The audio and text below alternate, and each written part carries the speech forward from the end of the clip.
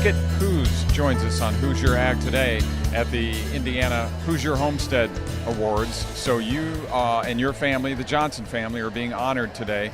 What's this honor mean to you? This means obviously a long time that the family farm has been in the family. So how do you feel about being here today? Well, it almost brings tears to my eyes. We live back a mile lane. So when you say, what does that mean? It's been in the family for a long time. It's a very unique property. So our nearest neighbor is almost a mile away, and we're kind of nestled back in. And my dad was a city slicker and decided to farm with my grandpa and grandma. And so, voila, here we are, 115 years in the family. It's incredible because that's not really your focus growing up. In fact, it's always, what the heck, let's leave the farm. But when you look back, you realize the value of all the gifts it gives you growing up. And I have wonderful. Cricket is very emotional and with good reason. And there are a lot of emotions throughout this room today, and some of them will come into play a little bit later on during the course of the ceremony. But talk about where exactly the farm is and what's going on that farm today. Well, it's in DeKalb County, which is a northeastern county. There's only one above it before you get to Michigan, and we actually touch the Ohio line. So we're above Fort Wayne and Allen County, but it's DeKalb County. The county seat is Auburn. And so the farm is in Auburn, Indiana. And it has been in the family 115 years officially. And it has been started out as a dairy farm, but ended up really focusing on hogs, chickens. We have 750 layer hens, so we raised eggs, and about 650 hogs, and over 1,000 acres of land in the farm that was not all together. It was split into the east and west side of Auburn. And so we grew grain and actually grew for a long, long time certified seed for Purdue.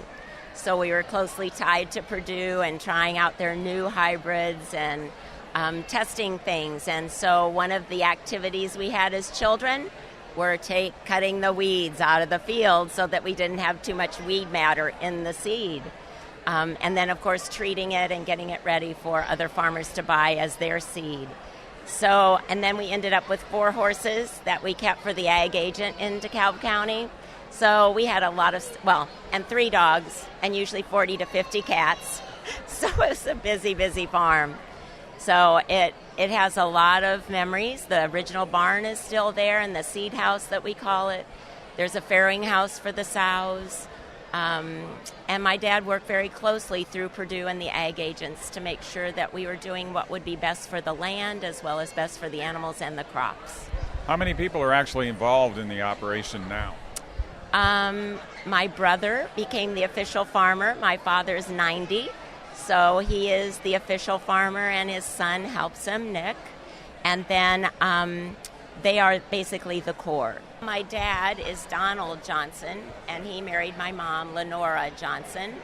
And actually, my grandpa purchased the property, and then my dad bought it from him, and he was Lester Boger, so my mom is Lenora Boger Johnson.